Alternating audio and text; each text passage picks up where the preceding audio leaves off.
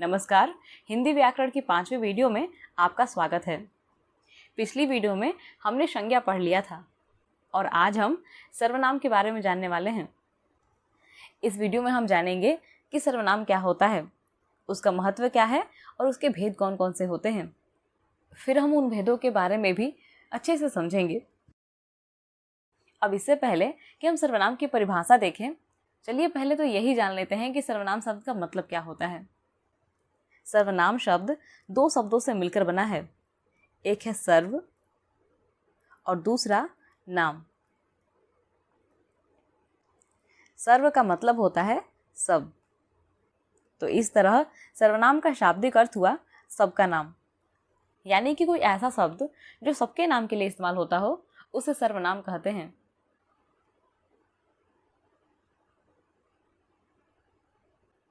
सर्वनाम उन शब्दों को कहा जाता है जिनका प्रयोग संज्ञा शब्दों के बदले में किया जाता है, यानी कि किसी व्यक्ति, वस्तु, स्थान, इन सब चीज़ों के नाम के बदले जिन शब्दों का इस्तेमाल किया जाएगा उसे संज्ञा कहेंगे।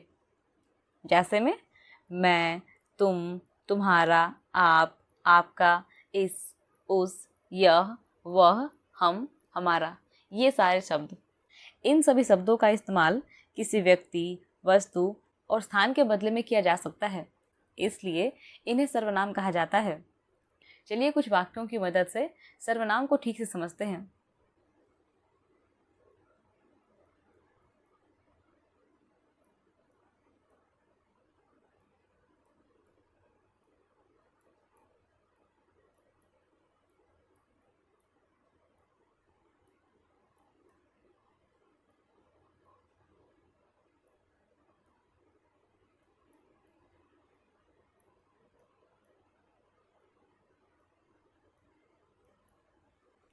राजू मेरा दोस्त है, वह दिल्ली में रहता है।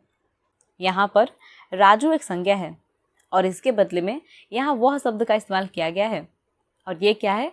सर्वनाम।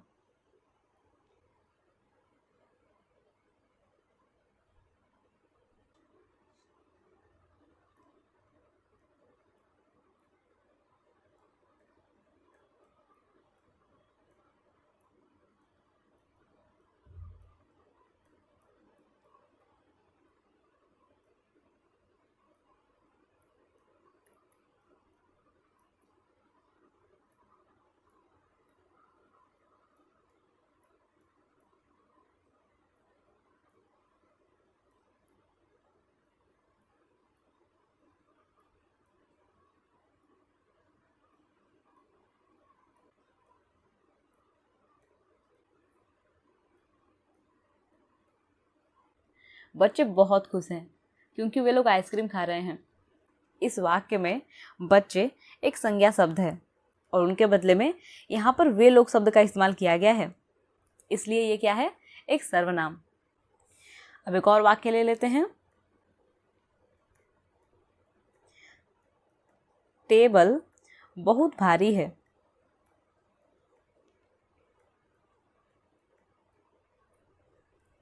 इसलिए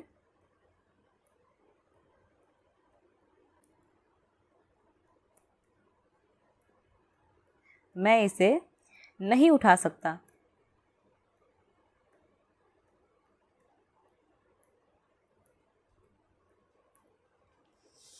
इस वाक्य में टेबल किसी वस्तु का नाम है, इसीलिए ये एक संज्ञा है, और इसके बदले में इस वाक्य में जिस शब्द का इस्तेमाल हुआ है वो क्या है? इसे, और इसलिए इसे सर्वनाम कहा जाएगा क्योंकि ये संज्ञा शब्द के बदले में आया है। इस पूरे वाक्य में एक और संज्ञा है, मैं, और ये किसी व्यक्ति के बदले में आया है जो इस टेबल को नहीं उठा सकता है। तो अब तक हमने क्या जाना कि वे शब्द जो किसी व्यक्ति, वस्तु या फिर स्थान के बदले में आएंगे उन्हें सर्वनाम कहा जाएगा। लेकिन यहाँ पर सवाल ये है कि जब हर चीज़ का अपना कुछ नाम है ही, तो फिर उसके बदले में किसी और शब्द की क्या जरूरत है? इस सवाल का जवाब जानने के लिए हमें सर्वनाम का महत्व समझना होगा और हमें ये जानना होगा कि संज्ञा के बदले में सर्वनाम का प्रयोग क्यों किया जाता है। भाषा को संक्षिप्त और सुंदर बनाने के लिए एवं पुनरावृत्ति दोष से बचने के लिए सर्वनाम का प्रयोग किया जाता है। अब इसका क्या मतलब है, यह समझने के लिए आपको इस पैराग्राफ को पढ़ना होगा। जब मोनी नेहा के घर गई तो नेहा की माँ ने कहा कि नेहा नेहा के कमरे में है। फिर मोनी नेहा के कमरे में गई तो नेहा ने कहा कि नेहा आज विद्यालय नहीं जाएगी क्योंकि नेहा की तबीयत खराब है। नेहा ने मोनी से वादा किया कि यदि नेहा की तबीयत ठीक हो जाएगी तो कल नेहा विद्यालय जाएगी। अब जैसा कि आप देख सकते हैं कि इस पूरे पैराग्राफ में नेहा शब्द का इस्तेमाल बार बार किया गया है। एक ही शब्द का बार बार इस्तेमाल करने से ये पूरा पैराग्राफ बिल्कुल भी सुंदर नहीं लग रहा है और इसका मतलब भी क्लियर नहीं हो पा रहा है। हमारे बात करने का उद्देश्य ये होता है कि हम कम से कम शब्दों में अपनी बातों को दूसरों को समझा पाएं, और वो भी इस तरीके से कि वह सुनने में भी आकर्षक लगे और उसका मतलब भी साफ साफ समझ में आए। और इस पैराग्राफ में ऐसा कुछ भी नहीं है। ये सुनने में भी आकर्षक नहीं लग रहा है और ना ही इसका मतलब क्लियर हो पा रहा है, और ऊपर से ये थोड़ा सा लंबा भी है।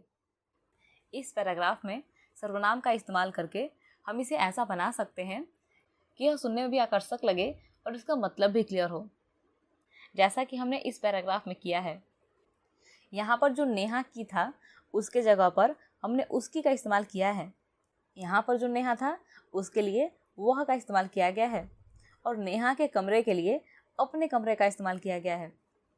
फिर उसके बाद यहाँ पर जो नेहा ने है उसके लिए उसने का इस्तेमाल किया गया है, और यहाँ पर जो नेहा है उसके लिए वह का इस्तेमाल किया गया है।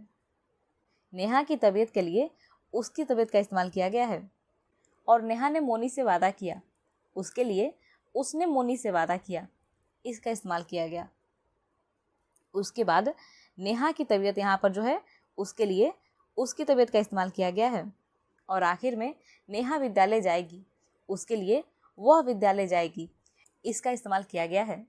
तो जहाँ जहाँ पर हमें ज़रूरत पड़ी वहाँ वहाँ पर हमने संज्ञा के बदले में सर्वनाम शब्द का इस्तेमाल कर दिया। अब आप जब इस पूरे पैराग्राफ को पढ़ेंगे तो आप पाएंगे कि ये वाला पैराग्राफ इसकी तुलना में ज़्यादा आकर्षक है।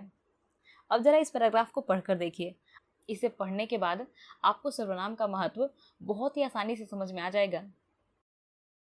जब मोनी नेहा के घर गई तो उसकी माँ ने कहा कि वह अपने कमरे में है। फिर मोनी नेहा के कमरे में गई तो उसने कहा कि वह आज विद्यालय नहीं जाएगी क्योंकि उसकी तबीयत खराब है। उसने मोनी से वादा किया कि यदि उसकी तबीयत ठीक हो जाएगी तो वह कल विद्यालय जाएगी। तो मुझे लगता है कि इस उदाहरण के बाद आपको समझ में आ गया होगा कि सर्वनाम का क्या महत्व है। सर्वनाम का उपयोग 3 कारणों से किया जाता है। पहला, भाषा को संक्षिप्त बनाने के लिए। दूसरा, उसे सुंदर बनाने के लिए। और तीसरा, पुनरावृत्ति रोकने के लिए। जैसे मान लेते हैं कि किसी लड़के का नाम मोहन है और उसके दादाजी ने उसको बुलाया है। अगर हम बिना सर्वनाम का इस्तेमाल किए इस बात को बोलें तो हम कैसे बोलेंगे कि मोहन के दादाजी ने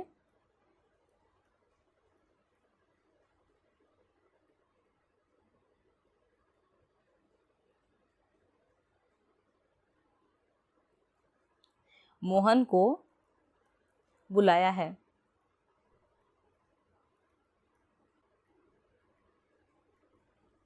और आप देख सकते हैं कि ये कितना कंफ्यूजिंग है, लेकिन उसकी जगह अगर हम सर्वनाम का इस्तेमाल कर लें तो हम क्या कहेंगे कि मोहन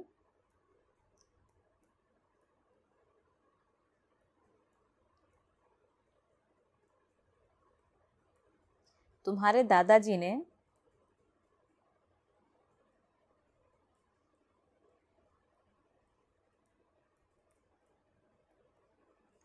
तुम्हें बुलाया है। और आप देख सकते हैं कि ये वाक्य समझने में कितना आसान है और पिछले वाले वाक्य की तुलना में छोटा भी है। मतलब कि सर्वनाम का इस्तेमाल करके हमने इस वाक्य को छोटा भी कर दिया, इसे सुंदर भी बना दिया और इसमें पुनरावृत्ति भी रोक दी। इस वाले वाक्य में मोहन शब्द बार बार इस्तेमाल हो रहा है, लेकिन इसमें सिर्फ एक बार। इन तीनों के अलावा सर्वनाम का इस्तेमाल तब भी किया जाता है जब हमें संज्ञा पता नहीं होती है। अब इस बात को समझने के लिए भी चलिए एक उदाहरण लेते हैं।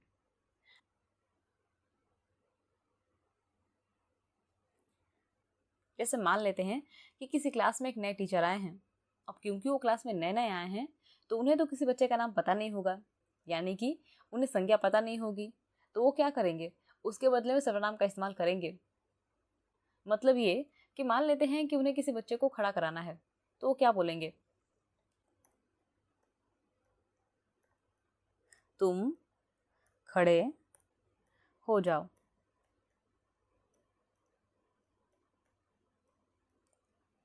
अब यहाँ पर तुम शब्द का इस्तेमाल किसके लिए किया गया है, किसी ना किसी बच्चे के लिए, और उस बच्चे का कुछ ना कुछ तो नाम होगा ही, लेकिन टीचर उसके नाम को नहीं जानते हैं, इसीलिए उन्होंने उसके लिए तुम शब्द का इस्तेमाल किया, जो कि एक सर्वनाम है।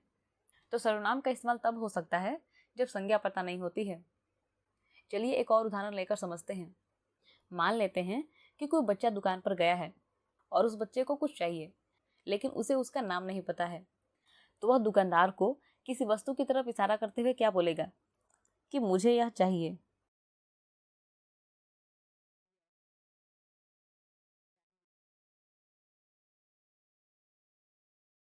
अब यहाँ पर जो यह शब्द है, ये किसी न किसी वस्तु के लिए इस्तेमाल हुआ है और उस वस्तु का कुछ ना कुछ नाम होगा, लेकिन उस बच्चे को वो नाम नहीं पता है, इसलिए वो क्या कर रहा है, उसके बदले में यह शब्द का इस्तेमाल कर रहा है, जो कि एक सर्वनाम है। तो यहाँ भी हमने देख लिया कि जब संज्ञा पता नहीं है तो उसके बदले में सर्वनाम का इस्तेमाल कर सकते हैं।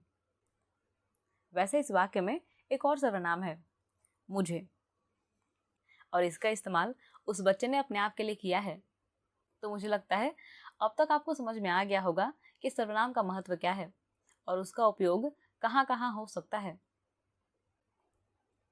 तो चलिए अब जानते हैं सर्वनाम के भेदों के बारे में। सर्वनाम के 6 भेद होते हैं। पहला पुरुषवाचक सर्वनाम, दूसरा निजवाचक सर्वनाम, तीसरा निश्चयवाचक सर्वनाम, चौथा अनिश्चयवाचक सर्वनाम, पांचवा संबंधवाचक सर्वनाम और छठा है प्रश्नवाचक सर्वनाम। सबसे पहले है पुरुषवाचक सर्वनाम, यानी कि वह सर्वनाम जिसका इस्तेमाल बोलने वाले, सुनने वाले या फिर अन्य व्यक्ति के लिए किया जाता है, उसे पुरुषवाचक सर्वनाम कहते हैं। किसी भी बातचीत में सामान्यतः 3 पक्ष होते हैं, एक बोलने वाला, दूसरा सुनने वाला और तीसरा जिसके बारे में बात हो रही होती है। तो उन तीनों के नाम के बदले में जिन शब्दों का इस्तेमाल किया जाता है उन्हें ही पुरुषवाचक सर्वनाम कहा जाता है। पुरुष शब्द सुनकर आप ये मत सोचिएगा कि यहाँ पर सिर्फ पुरुष की बात हो रही है। यहाँ पर पुरुष कहने का मतलब है प्राणी, जिसमें पुरुष और स्त्री ये दोनों आते हैं।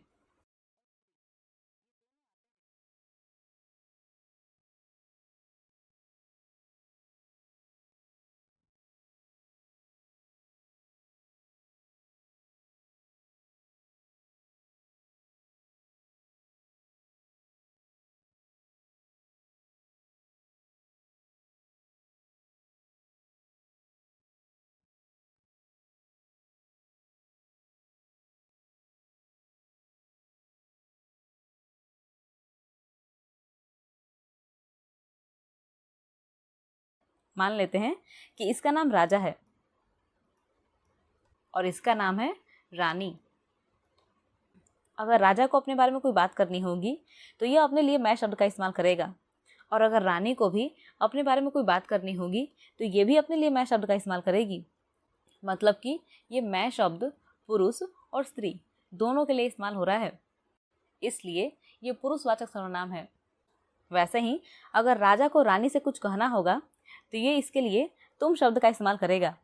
बिल्कुल उसी प्रकार अगर रानी को राजा से कुछ कहना होगा तो ये भी इसके लिए तुम शब्द का इस्तेमाल ही करेगी, तो ये भी पुरुषवाचक सर्वनाम हुआ।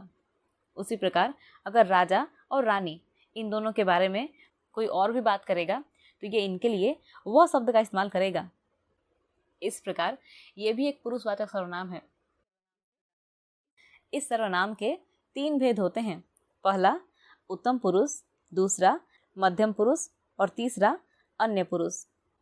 जिन सर्वनामों का प्रयोग बोलने वाला और लिखने वाला अपने लिए करता है उसे उत्तम पुरुष कहते हैं। जैसे में मैं, मेरी, मेरा, मुझे, मुझ, हम, हमारा, हमारी, हमको, ये सारे शब्द हमें जब अपने बारे में बात करनी होती है तो हम लोग अपना नाम लेकर बात नहीं करते हैं, बल्कि हम अपने लिए मैं, मेरा, हम, इन सारे शब्दों का इस्तेमाल करते हैं।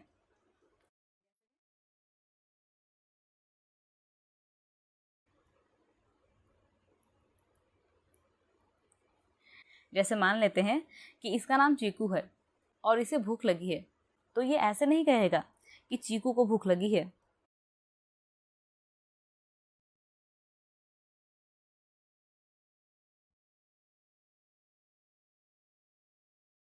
बल्कि ये अपने लिए मुझे शब्द का इस्तेमाल करेगा।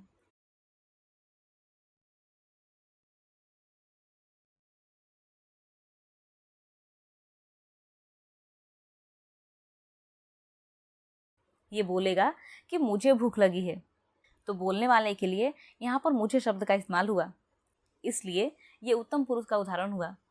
ये सभी उत्तम पुरुष के एक वचन रूप हैं और ये उत्तम पुरुष के बहुवचन रूप। जब बोलने वाला व्यक्ति एक होगा तो ये इनमें से किसी शब्द का इस्तेमाल करेगा, और जब बोलने वाले बहुत सारे होंगे तो ये इनमें से किसी शब्द का इस्तेमाल करेंगे। अगला है मध्यम पुरुष।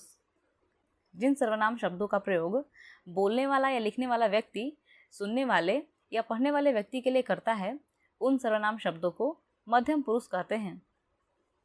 जैसे में तू, तुम, तेरा, तेरी, तुम्हारा, तुम्हें, तुझे, आपका, आपकी, आपको, अपना, अपनी, अपने, ये सारे शब्द मध्यम पुरुष के उदाहरण हैं।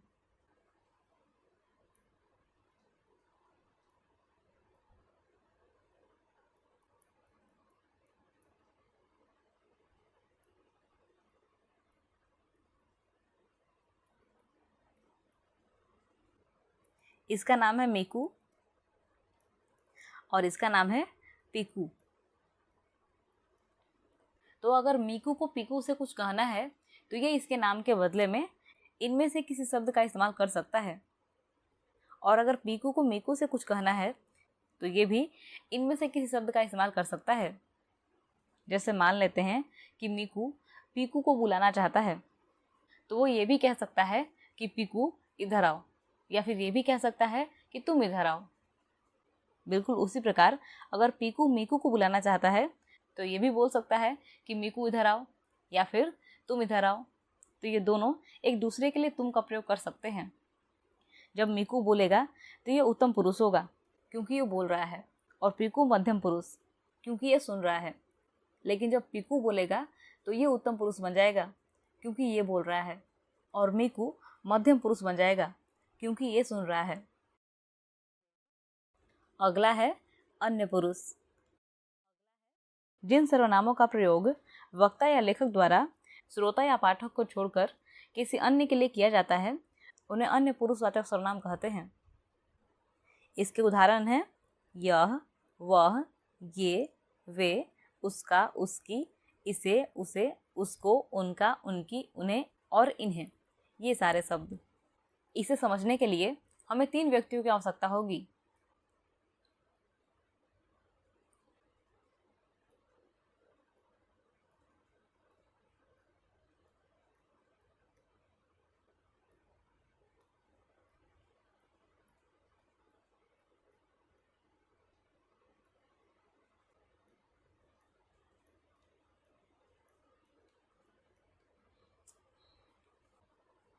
इसका नाम है चीकू,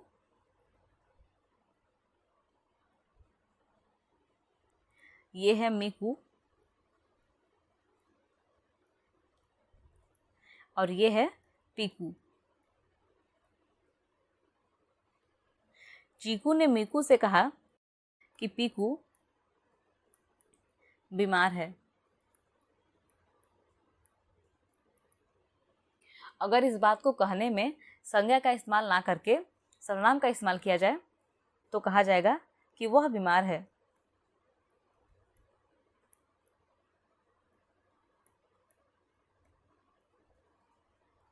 यहाँ पर जो संज्ञा है उसके बदले में सर्वनाम का प्रयोग किया गया। इस पूरी बातचीत में कौन बोल रहा था? चीकू। तो ये कौन है? उत्तम पुरुष। और सुन कौन रहा था? मीकू। तो ये कौन हुआ? मध्यम पुरुष।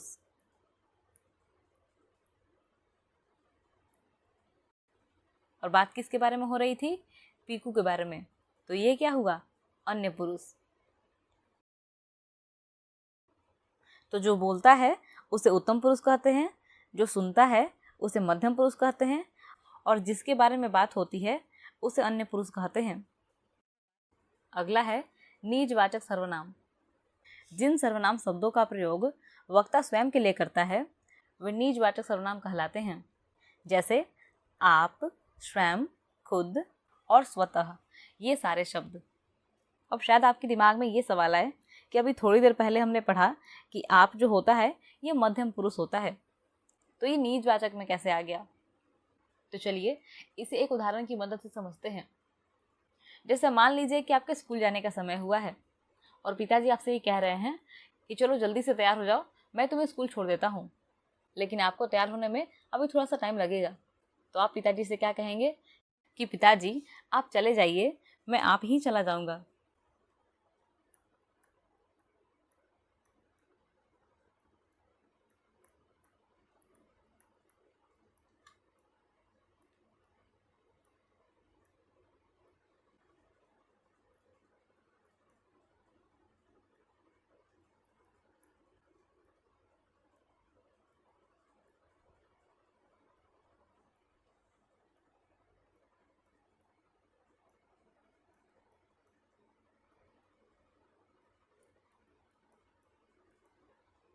इस वाक्य में 2 बार आपका प्रयोग किया गया है।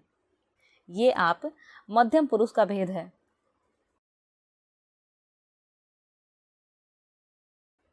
और ये आप निजवाचक का।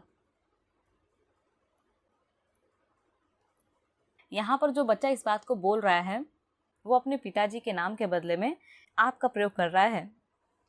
यहाँ पर बच्चा बोल रहा है और पिताजी सुन रहे हैं, इसलिए ये मध्यम पुरुष है। लेकिन यहाँ पर जिस आप का प्रयोग किया गया है ये बच्चे ने अपने आप के लिए इस्तेमाल किया है, यानी कि वक्ता ने अपने आप के लिए आप शब्द का प्रयोग किया, इसलिए ये निजवाचक सर्वनाम है। चलिए एक और उदाहरण लेते हैं।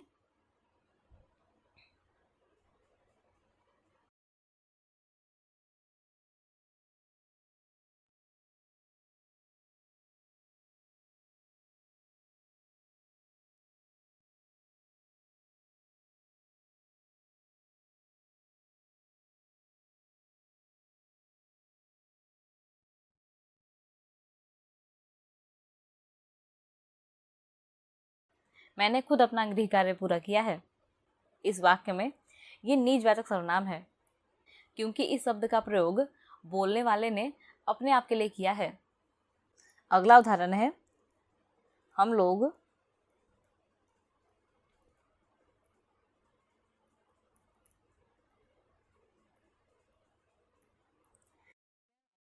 स्वयं अपना खाना बनाते हैं। यहाँ पर वक्ता कौन है? हम लोग। और इन लोगों ने अपने लिए स्वयं शब्द का प्रयोग किया है, तो ये क्या है? निजवाचक सर्वनाम। सर्वनाम का अगला प्रकार है निश्चयवाचक सर्वनाम।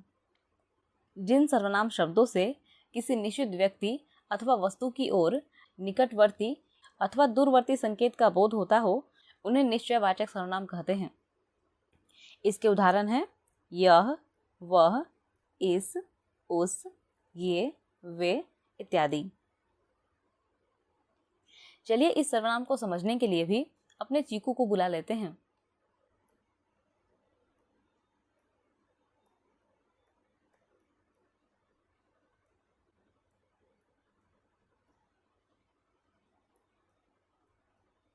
यहाँ चीकू के पास 2 डिब्बे हैं, एक डिब्बा हरा है और दूसरा लाल। तो अगर चीकू को इस हरे डिब्बे के बारे में कुछ बोलना है तो वो बोलेगा यह हरा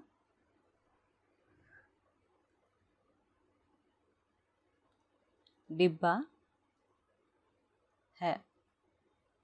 और इस डिब्बे के बारे में वो कहेगा कि वह लाल डिब्बा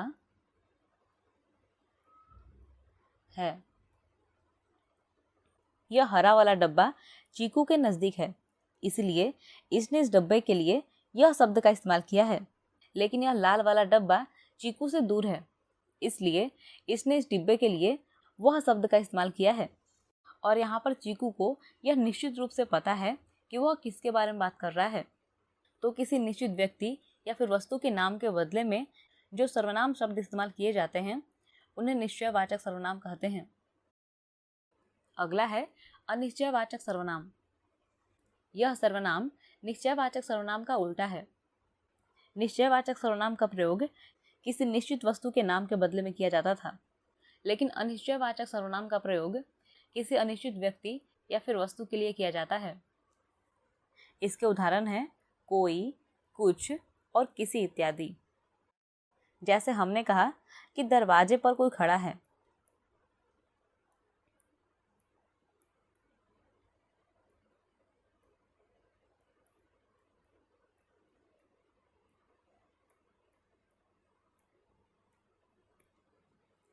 इस वाक्य में ये जो कोई शब्द है यह अनिश्चयवाचक सर्वनाम है, क्योंकि हमें नहीं पता कि दरवाजे पर कौन खड़ा है, लेकिन जो भी खड़ा होगा उसका कोई ना कोई नाम होगा और उसी नाम के बदले में हमने कोई शब्द का इस्तेमाल किया है।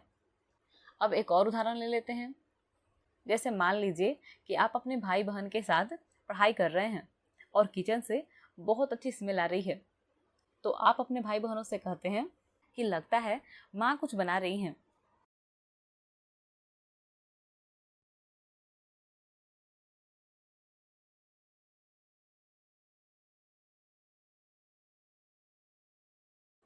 अब यहाँ पर ये जो कुछ शब्द है ये अनिश्चयवाचक सर्वनाम है, क्योंकि आपको नहीं पता कि आपकी माँ क्या बना रही है, लेकिन वो जो भी बना रही होंगी उसका कुछ ना कुछ तो नाम होगा ही, और उसी नाम के बदले में आपने कुछ शब्द का प्रयोग किया है। इसके और भी एग्जाम्पल्स हो सकते हैं। जैसे मान लीजिए कि आप अभी भी पढ़ाई कर रहे हैं और आपको कुछ गिरने की आवाज़ आई, तो आप अपने भाई बहनों से कहते हैं कि लगता है कुछ गिरा है। तो यहाँ पर जो कुछ शब्द है ये क्या है? अनिश्चयवाचक सर्वनाम, क्योंकि आपको नहीं पता क्या गिरा है, बस आपने आवाज़ सुनी और आपने अंदाज़ा लगाया कि कुछ ना कुछ तो गिरा है, और जो भी चीज़ गिरी होगी उसका कुछ ना कुछ नाम होगा, और वही नाम आपको पता नहीं है, इसलिए आपने उसके बदले में कुछ शब्द का इस्तेमाल कर दिया। चलिए अब इस कहानी को थोड़ा सा और आगे बढ़ाते हैं और अनिश्चयवाचक सर्वनाम को समझते हैं। मान लीजिए कि अब आपसे बर्दाश्त नहीं हुआ और आपने ये सोचा कि चलो चलकर देख ही लेते हैं कि माँ क्या बना रही हैं, और आपने देखा कि आपकी माँ किसी से फ़ोन पर बात करके खाने की रेसिपी पूछ रही हैं। तो अब आप वापस आकर अपने भाई बहनों को बताते हैं कि माँ किसी से फ़ोन पर बात कर रही हैं। अब आपको ये तो पता नहीं चल पाया कि माँ किससे फ़ोन पर बात कर रही हैं, लेकिन जिससे भी बात कर रही होंगी उस व्यक्ति का कुछ ना कुछ नाम होगा, और उसी नाम के बदले में आपने किसी शब्द का प्रयोग किया है। तो ये शब्द भी अनिश्चयवाचक सर्वनाम का उदाहरण है। अगला है संबंधवाचक सर्वनाम। वह सर्वनाम जिसका प्रयोग किसी व्यक्ति या वस्तु का संबंध बताने के लिए किया जाता है उसे संबंधवाचक सर्वनाम कहते हैं। जैसे कि वह घर मेरा है।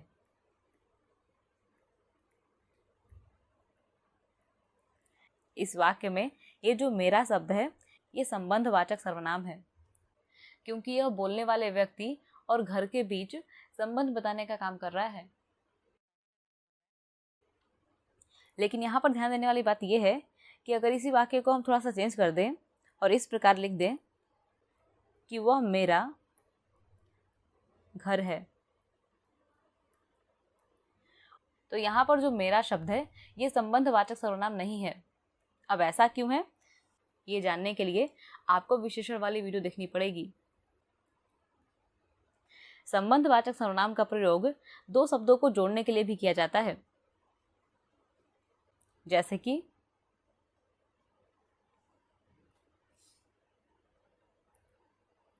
जो करेगा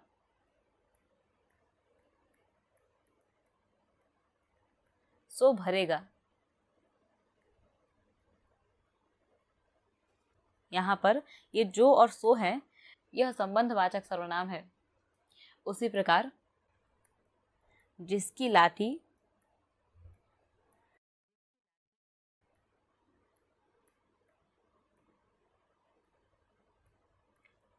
उसकी भैंस, यहाँ पर भी जिसकी और उसकी संबंधवाचक सर्वनाम है। अगला है प्रश्नवाचक सर्वनाम। अब जैसा कि नाम सुनकर ही समझ में आ रहा है कि इस सर्वनाम का प्रयोग प्रश्न पूछने के लिए किया जाता है।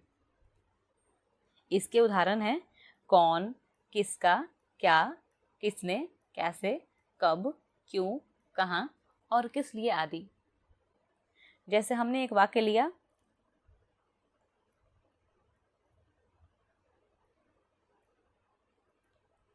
वहां कौन खड़ा है।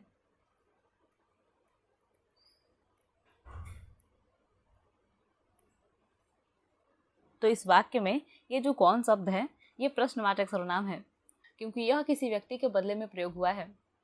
आप जरा सोच कर देखिए, ये जो कौन है इसका जवाब क्या मिल सकता है। कोई ना कोई व्यक्ति ही खड़ा होगा और उसका कुछ ना कुछ नाम भी होगा, तो उसके नाम के बदले में ही तो ये शब्द प्रयोग हुआ है, इसलिए ये प्रश्नवाचक सर्वनाम हुआ। जैसे एक और वाक्य ले लेते हैं, तुम क्या खा रहे हो।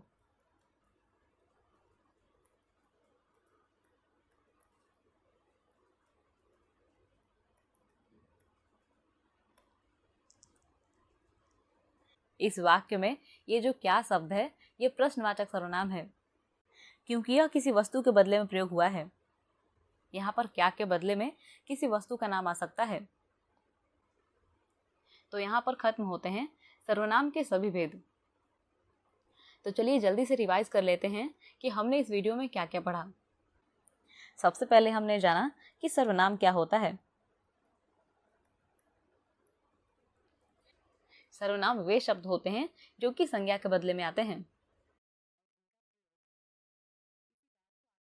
सर्वनाम हमारी बातों को आकर्षक और संक्षिप्त बना देते हैं।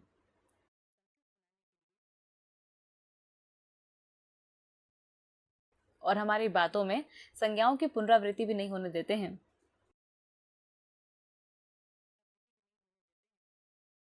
इसके अलावा हम अपनी बातों में सर्वनाम का प्रयोग तब भी करते हैं जब हम संज्ञा से अनजान होते हैं,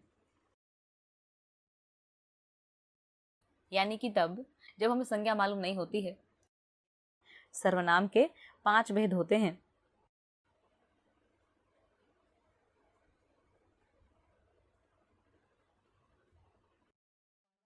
पहला है पुरुषवाचक सर्वनाम।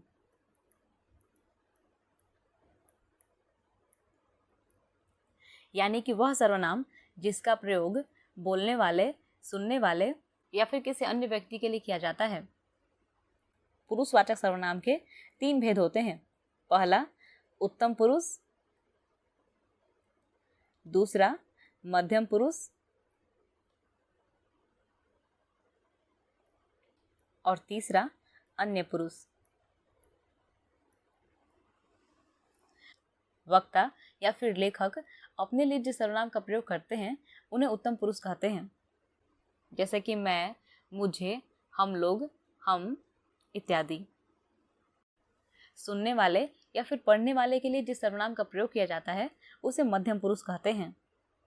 जैसे कि तुम, तुम्हें, आपका, आप लोग, तुम लोग इत्यादि। और जिस व्यक्ति के बारे में बात हो रही होती है उसके लिए जिस सर्वनाम का प्रयोग किया जाएगा उसे अन्य पुरुष कहेंगे। जैसे कि वे लोग, वह, यह, वे, वो इत्यादि। सर्वनाम का दूसरा प्रकार था निजवाचक सर्वनाम।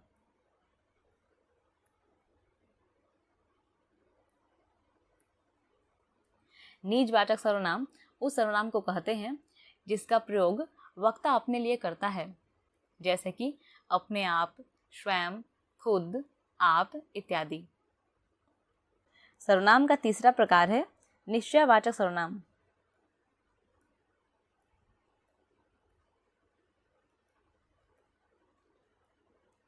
यानी कि वह सर्वनाम जिसका प्रयोग किसी निश्चित व्यक्ति या फिर वस्तु के लिए किया जाता है।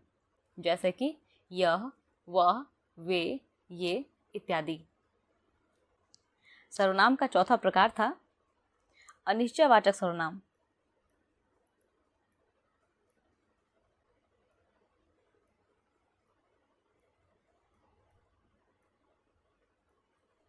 अनिश्चयवाचक सर्वनाम उस सर्वनाम को कहा जाता है जिसका प्रयोग किसी अनिश्चित व्यक्ति या फिर वस्तु के लिए किया जाता है, जैसे कि कोई, कुछ, किसी इत्यादि।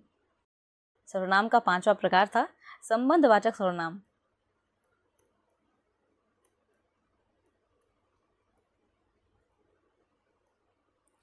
संबंधवाचक सर्वनाम उस सर्वनाम को कहते हैं जिसका प्रयोग व्यक्ति या फिर वस्तुओं के बीच संबंध बताने के लिए किया जाता है।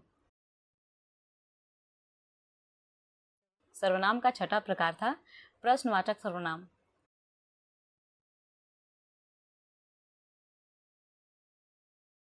यानी कि वह सर्वनाम जिसका प्रयोग प्रश्न पूछने के लिए किया जाता है, जैसे कि कौन, क्या, किसका, कहाँ इत्यादि।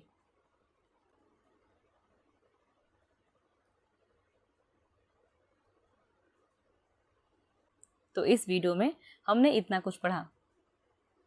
इस वीडियो को यहाँ तक देखने के लिए आपका बहुत बहुत धन्यवाद। अगले वीडियो में हम पढ़ेंगे विशेषण।